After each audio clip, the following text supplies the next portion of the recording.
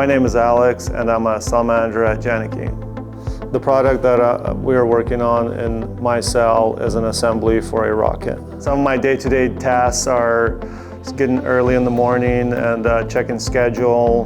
Once the techs arrive, I lay out jobs for them. I take up with engineers and make sure that we're on track with schedule and what the customer is requiring us. A lot of the tasks that are in my cell that I assign are drilling, torquing bolt, doing wet shim installs. There's also a lot of QA checks to do and PE checks to do in process to verify that the assembly is going together correctly. Any issues we have where things don't make sense, we talk with the engineers, talk it through, see what actually makes sense from a production standpoint.